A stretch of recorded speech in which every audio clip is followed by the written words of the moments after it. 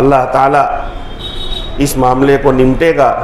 لیکن اگر ہم نے مسجد کو سجدوں سے آباد نہیں کیا، جو نماز ہم پر فرض تھی اس نماز کے فریضے کو اگر ہم نے ادا نہیں کیا، تو یاد رکھیے کل قیامت کے دن جس صف کے اندر بابری مسجد کے گرانے والے، اس کو ڈھانے والے مجرم بن کر کے وہاں پر کھڑے ہوں گے، ہم کل قیامت کے دن بے نمازیوں کی صف کے اندر، فرعون کی صف میں، حامان کی صف میں، شداد کی صف کے اندر اور بڑے بڑے ظالمین وقت کی صف کے اندر، اللہ کے نافرمانوں کی صف کے اندر ہم کھڑے ہوئے ہوں گے.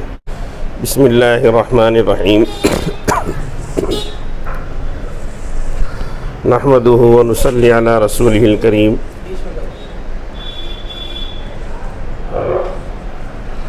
اما بعد فاعوذ بالله من الشيطان الرجيم.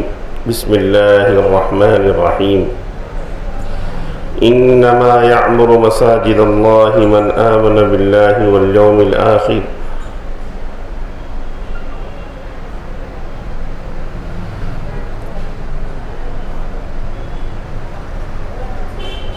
محترم و مکرم علماء کرام، حاضرین محفل، آج 6 دسمبر کا دن ہے. آج ہی کے روز بابری مسجد،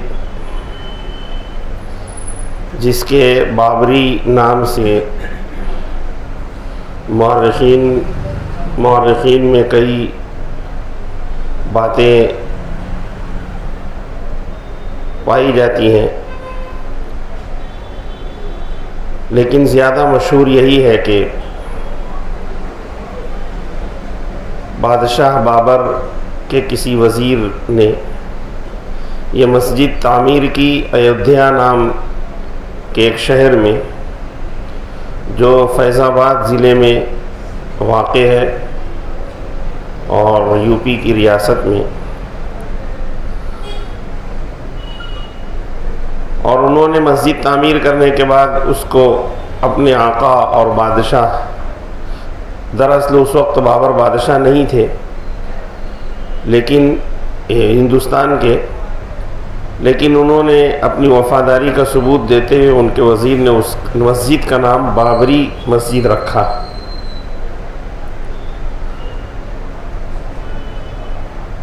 چنانچہ بعد میں اس مقام پر، چونکہ ندی کے کنارے یہ واقع ہے، اس مقام پر کچھ پوجا پاٹ ہونے لگی. جا کر پھر وہ مقام متنازع بن گیا، اور پھر بالآخر ہندو انتہا پسندوں اور فرقہ پرست ذہنیت رکھنے والوں نے اس کو دن دہاڑے شہید کر دیا. یہ 6 دسمبر کا وہ دن تھا، لیکن اس سے بھی زیادہ نامبارک موقع وہ تھا کہ 9 نومبر 2019 کو بابری مسجد کی ملکیت کے مقدمے کے اندر سپریم کورٹ کے 3 ججوں نے ایک فیصلہ سنایا، جس کی بنا پر بابری مسجد کی جگہ کو رام للہ کی ملکیت بتا کر اس کو رام للہ کے حوالے کر دیا گیا. اور رام للہ چونکہ نابالغ ہیں، ان کا کوئی حصی اور مادی وجود نہیں ہے، جس کو انسانی وجود کہتے ہیں، جس کی وجہ سے ایک ٹرسٹ بنا کر رام للہ کے نیابت کے طور پر اس کے حوالے اس کو کر دیا گیا. اور مسلمانوں کو یہ فہمائش کی گئی کہ ہم آپ کو اس کے بجائے کسی مقام کے اوپر جگہ دیں گے، جو چنانچہ وہ جگہ دی گئی ہے. لیکن مسلمانوں کا یہ عقیدہ ہے کہ جس جگہ ایک مرتبہ مسجد بن جاتی ہے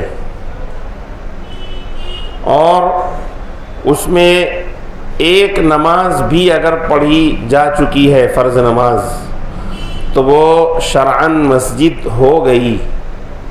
اب اس کو مسجد ہونے سے کوئی ہٹا نہیں سکتا، کوئی ختم نہیں کر سکتا. اور ہمارا عقیدہ قرآن کریم کے موافق یہ بھی ہے کہ یہ پوری زمین، پوری کائنات اللہ کی ملکیت ہے، اور مسجد جو بنائی جاتی ہے وہ اللہ کو سجدہ کرنے کے لیے بنائی جاتی ہے. تو بہر کیف یہ ایک قسم کا ظلم، بربریت، یہاں تک کہ جمہوریت کا قتل اور خون ہے کہ دلائل و شواہد اس بات کی طرف 100% اشارہ کر رہے تھے کہ یہ جگہ بابری مسجد ہی ہے. دلائل سے قطع نظر عقیدہ اور آستھا کی جنگ میں جو لوگ، جو فرقہ پرست، جو انسانیت کو نہ ماننے والے لوگ ہیں، انہوں نے مسلمانوں کے عقیدے اور آستھا کا خون کر کے اپنے عقیدے اور اپنی آستھا کی بنیاد پر اس کا فیصلہ دیا. آج 6 دسمبر بروز اتوار ہم یہاں پر جو جمع ہوئے ہیں بابری مسجد کی یاد، اور بابری مسجد کی یاد ہم کس طرح منائیں. آپ نے دیکھا اور سنا ہوگا کہ بابری مسجد کی یاد مختلف انداز سے منائی گئی. ہم نے جو طے کیا وہ یہ ہے کہ ہم بابری مسجد کی یاد جو منائیں گے وہ اس نعرے، اس تحریک، اس اعلان کے ساتھ منائیں گے کہ اپنے محلے کی مساجد کو آباد کیجیے. اس کی وجہ یہ ہے کہ مسجد مرثیہ خواہ ہے کہ نمازی نہ رہے. مسجد مرثیہ خواہ ہے کہ وہ نمازی نہ رہے اور وہ صاحب اوصاف حجازی نہ رہے. اور علامہ نے ایک مسجد جو مسجد شب بھر کے نام سے مشہور ہے، بعض لوگوں کے کہنے کے مطابق نگینہ مسجد کے نام سے مشہور ہے، لاہور کے اندر ایک جگہ تھی، خالی جگہ تھی، آس پاس کے جو مکانات تھے وہ تمام کے تمام غیر مسلموں کے تھے. اس جگہ کے اوپر جو خالی جگہ تھی، ایک مسلمان مسافر وہاں سے گزرے تو انہوں نے نماز ادا کی. جب اس نے نماز ادا کی تو مسلمانوں نے اس کو دیکھا کہ اس جگہ کے اوپر نماز ادا کی گئی ہے، تو چنانچہ اب یہ جگہ تو ایسی ہو گئی کہ یہاں مسجد تعمیر ہونی چاہیے. انہوں نے اس کا ارادہ کیا تو ہمارے غیر مسلم بھائیوں کو یہ بات ناگوار ہوئی. انہوں نے اس وقت کے انگریز مجسٹریٹ کی عدالت کے اندر مقدمہ دائر کیا اور کہا کہ یہ جگہ ہمارے گھروں کے درمیان میں گھری ہوئی ہے، یہاں مسجد بننا کسی بھی طرح مناسب نہیں ہے. مسلمانوں نے دلیل دی کہ یہاں نماز ادا کی جا چکی ہے، نماز ادا کرنے کے لیے ایک موزوں جگہ ہے، ہم یہاں چاہتے ہیں کہ مسجد کی تعمیر کرے، اور یہ جگہ جو ہے وہ ان کی ملکیت میں نہیں ہے. مسجد کی تعمیر کے لیے ضروری ہے کہ وہ کسی کی ملکیت کے اندر ہو، جس کی ملکیت میں وہ اجازت دے رہا ہے. انگریز مجسٹریٹ نے اپنا ایک مشورہ مسلمانوں کے سامنے رکھا کہ اگر کل صبح تک تم لوگ اس جگہ مسجد تعمیر کر دو گے اور نماز شروع کر دو گے تو میں یہ جگہ تمہارے نام کر دوں گا. تو چنانچہ اس وقت کے جو بانی پاکستان، جن کو محمد علی جناح کے نام سے ہم جانتے ہیں، انہوں نے آواز لگائی اور مشہور و معروف پہلوان گاما پہلوان کو بھی مدعو کیا اور کہا کہ پہلوان، ہمیں رات بھر میں مسجد تعمیر کرنا ہے. چنانچہ مسجد کی تعمیر شروع کی گئی. آس پاس کے محلے کے گھروں کے تمام مرد و خواتین، بچے اور بوڑھوں نے مل کر اس وقت دیوار اور مسجد کی تعمیر کے لیے جتنا ساز و سامان درکار تھا وہ اپنے اپنے گھروں سے اپنے اپنے مقامات سے لا کر کے پوری رات مسجد کی تعمیر کی، اور صبح جب ہوئی تو مسجد کی تعمیر مکمل ہو چکی تھی۔ انگریز مجسٹریٹ یہ دیکھ کر کے حیران رہ گیا اور اس نے فیصلہ کر دیا کہ مسجد ہے اور مسجد رہے گی، اور اس مسجد کا نام مسجد شب بھر مشہور ہوا۔ اس مسجد کی تعمیر کے تیسرے دن شاعر مشرق، ترجمان اسلام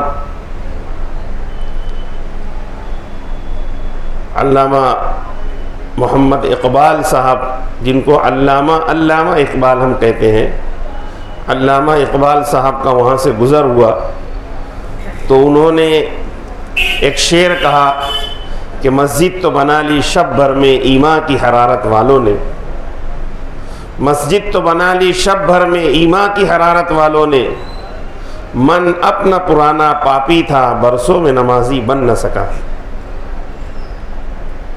میں نے یہ واقعہ مسجد شب بھر کا اس لیے یہاں پر ذکر کیا، میں نے ایک آیت مختصر اس کا کچھ ابتدائی حصہ سورہ توبہ کی آیت ہے اس کا تلاوت کیا۔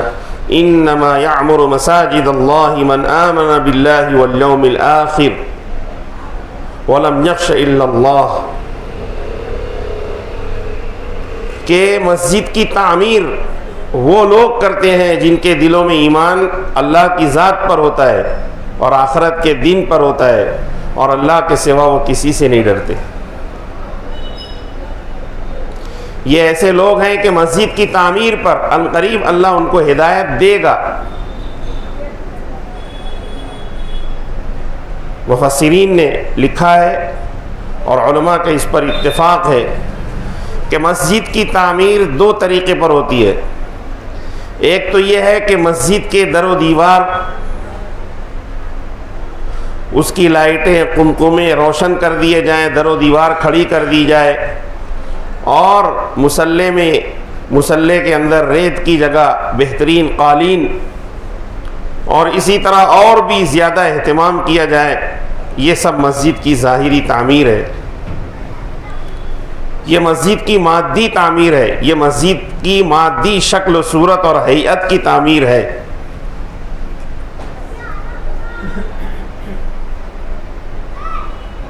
مسجد کی ایک معنوی تعمیر ہے، مسجد کی ایک باطنی تعمیر ہے، جس کی طرف علامہ نے اشارہ کیا تھا۔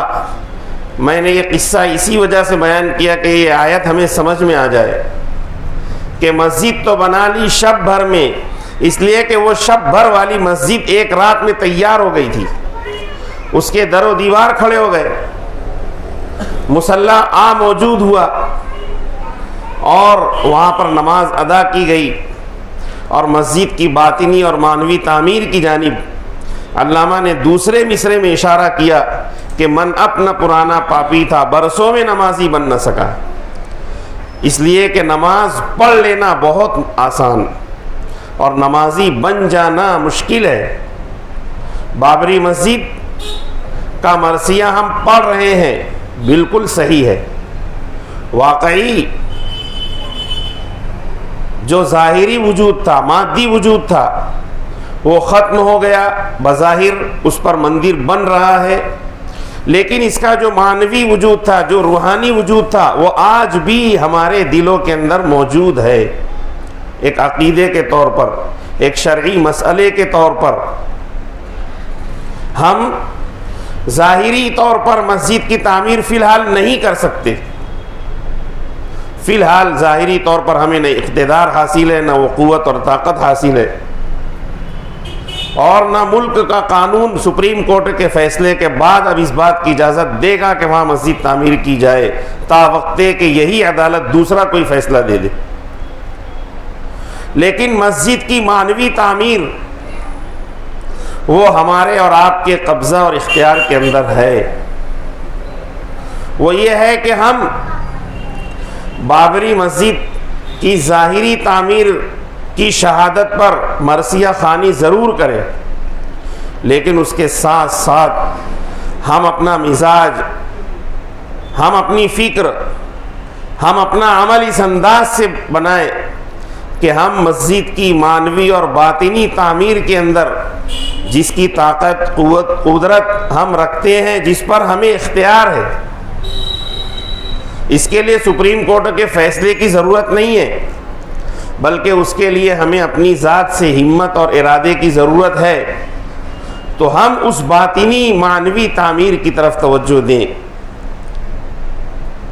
ہم وہاں جا کر اس خطے اور احاطے میں نماز ادا نہیں کر سکتے، لیکن ہم اپنے محلے کی مساجد میں نماز ادا کر کے اقامت صلاۃ کے ذریعے سے مسجد کی معنوی تعمیر کر سکتے ہیں۔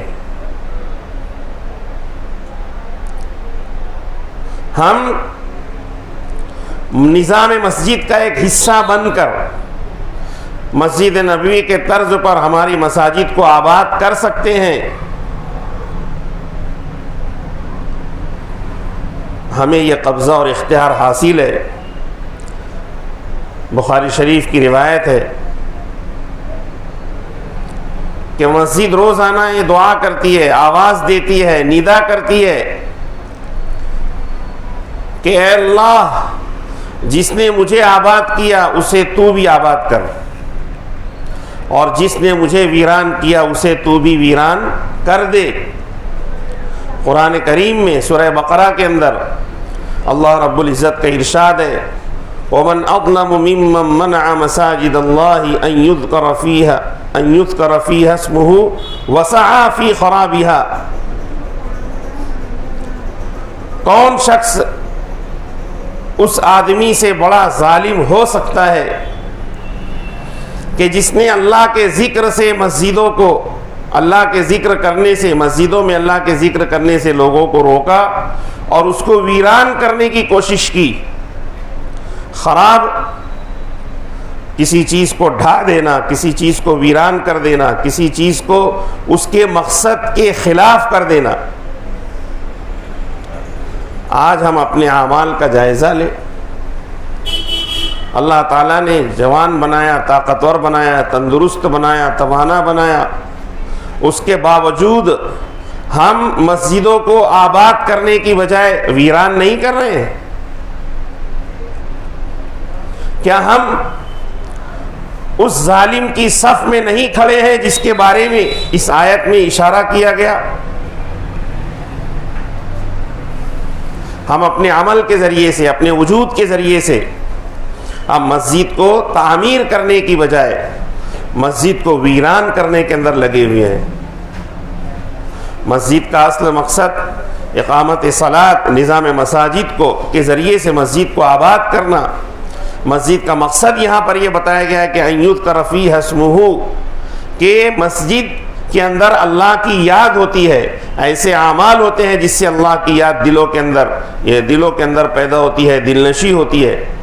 کیا ہم ایسے اعمال کر کے کہ جس کی وجہ سے مسجدیں ویران ہوں، ہم 5 وقتہ نمازوں میں حاضری نہیں دیتے، مسجدوں کے اعمال میں حصہ نہیں لیتے، ہم اپنی معاشرتی زندگی میں، معاملات میں اور دیگر کاموں کے اندر ہم مسجد کو اولیت اگر نہیں دیتے، مسجد کا اہتمام نہیں کرتے، مسجد کے آداب کی رعایت نہیں کرتے، مسجد کی صاف صفائی کی فکر نہیں کرتے، اور مسجد کو ہم اللہ کا گھر سمجھ کر اس کی جیسی عظمت، جیسا احترام کرنا چاہیے اگر نہیں کرتے، تو ہم مسجد کو معنوی طور پر آباد نہیں کر رہے ہیں۔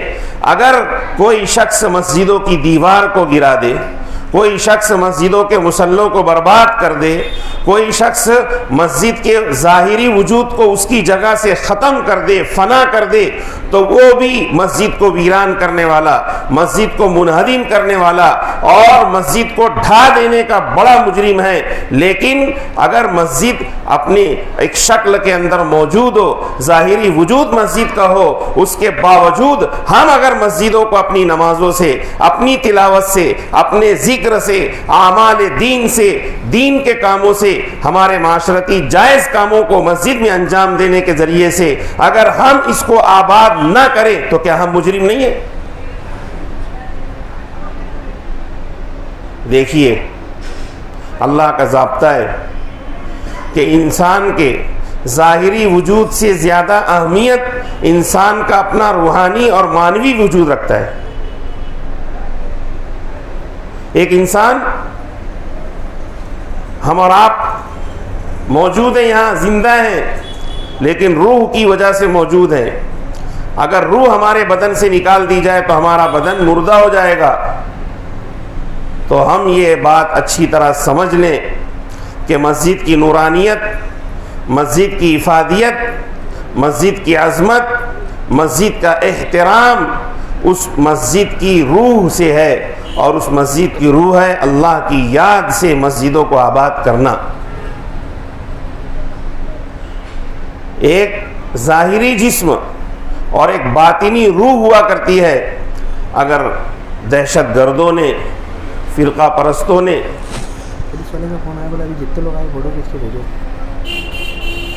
باہر کھڑے ہو دیکھ کر گئے, ٹینشن مت لو, باہر کھڑے ہوئے سید صاحب دیکھ کر کے گئے.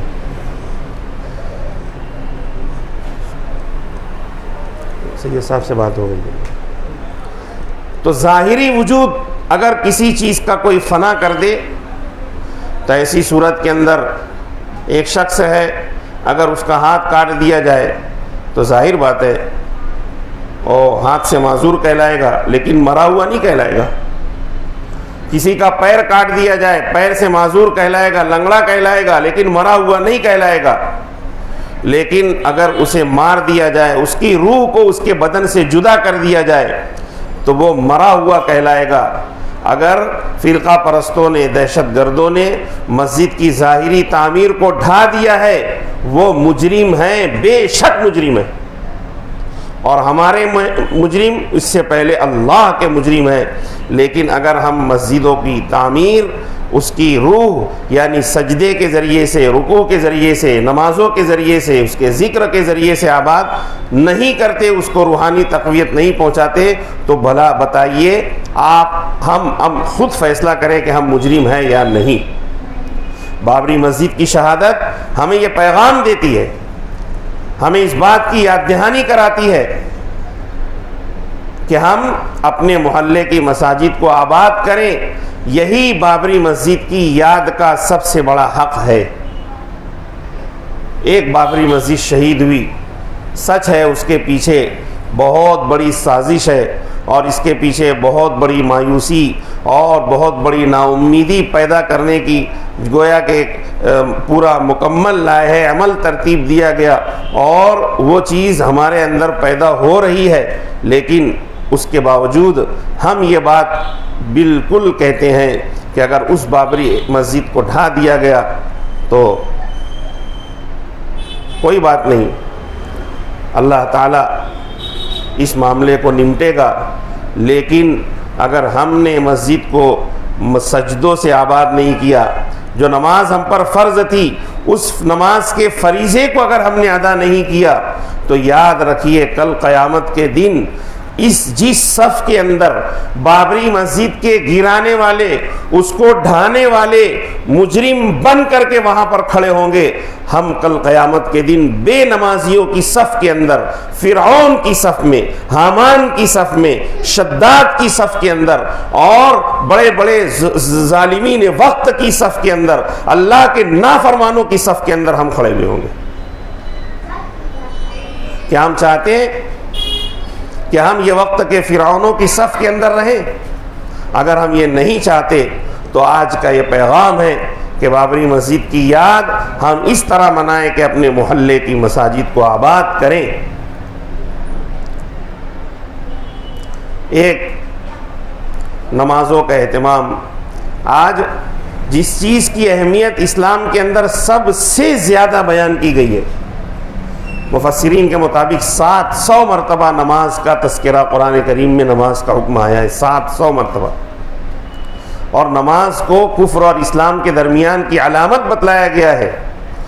نماز کے چھوڑنے والے کو کافر کہا گیا ہے۔ یہ ایک الگ بات ہے کہ اس کی تعویل کی گئی ہے، لیکن تعویلات میں سے ایک تعویل یہ بھی ہے کہ کافر کے لفظ کو ویسے ہی برقرار رکھا جائے، اس کی کوئی تعویل نہ کی جائے، تاکہ اس کے اندر ایک قسم کی سختی، شدت اور غلظت باقی رہے۔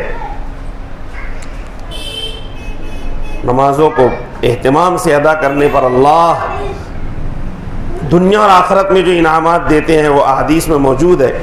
میں صرف ایک واقعہ آپ لوگوں کو سنا کر اپنی جگہ لوں گا۔ امام بطل حریت ائمہ اربعہ میں سے ایک،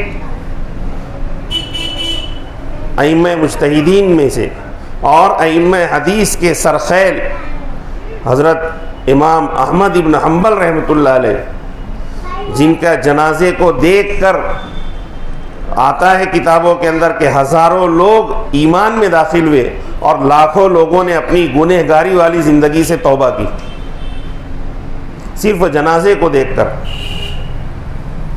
اتنے بڑے امام، حدیث کے بھی امام، فقہ کے بھی امام، اور امام عزیمت، امام بطل حریت تھے کہ انہوں نے خلق قرآن کے مسئلے کے اندر حق بجانب رہ کر کے پورا کا پورا رخ موڑ دیا، اس لیے مجددین میں بھی ان کا شمار ہوتا ہے۔ ان کا انتقال ہوا، اللہ تعالیٰ نے کتنا بڑا درجہ دیا ہوگا۔ ان کے انتقال کے کچھ مہینوں کے بعد ایک لوہار کا انتقال ہوا، لوہار سیفی۔ چنانچہ اس لوہار کے بارے میں اس کے انتقال کے بعد وقت کے ایک ولی کامل نے خواب دیکھا، اور خواب کے اندر یہ دکھلایا گیا کہ یہ جو شخص لوہار ہے جس کا انتقال ہوا ہے وہ جنت کے اندر امام بطل حریت امام احمد ابن حنبل رحمۃ اللہ علیہ کے ساتھ میں ہے۔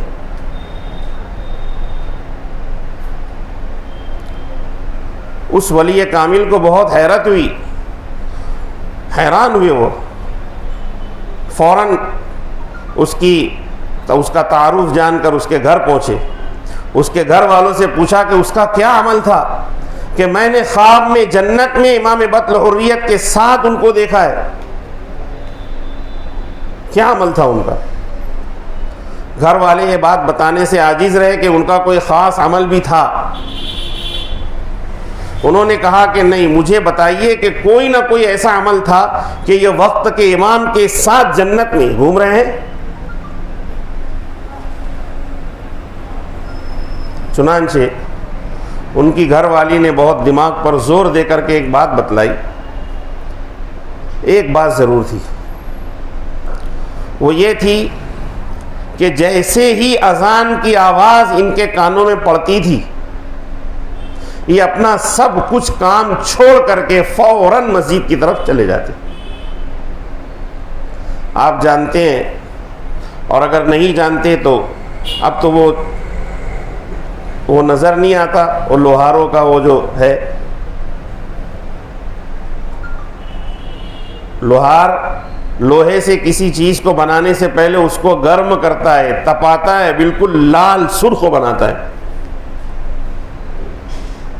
اور پھر ایک لوہار والی جو بنانا ہو اپنا ہتھوڑا اس وقت چلاتا ہے جب وہ بالکل لال سرخ ہو چکا ہو اور لوہا نرم ہو چکا ہو۔ اگر اس میں ذرا بھی تاخیر ہو جائے تو لوہا دوبارہ اپنی اس کیفیت پر واپس آ جاتا ہے، یعنی مطلب ٹھنڈا ہو جاتا ہے۔ اس نے بتلایا کہ میرے شوہر لوہار تھے، لوہا گرم کرتے کرتے کرتے کرتے کرتے ایک مدت میں جب لوہا گرم ہوتا، بالکل لال اور سرخ ہو جاتا، اذان کے کلمات ان کے کان میں پڑتے وہ اسی لوہے کو اس طرح سرخ اور نرم چھوڑ کر ہتھوڑے کو پھینک کر مسجد کی طرف چلے جاتے. وہ اس کی پرواہ نہیں کرتے کہ کافی دیر سے میں لوہے کو نرم اور گرم کر رہا ہوں.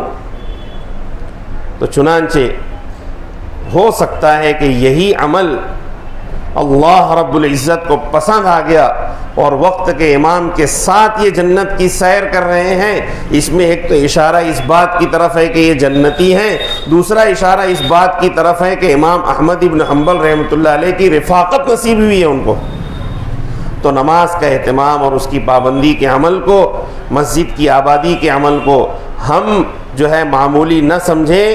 اس پر نہ جانے کیا کیا وعدے اور کیا کیا اجر اللہ نے رکھے ہیں. یہ ہمارا وہم و گمان اس جگہ تک نہیں پہنچ سکتا. آج کی اس نشست کا پیغام یہی ہے کہ بابری مسجد کی یاد اس طرح منائیں کہ ہم اپنے محلے کی مساجد کو آباد کریں. وآخر دعوانا ان الحمد للہ.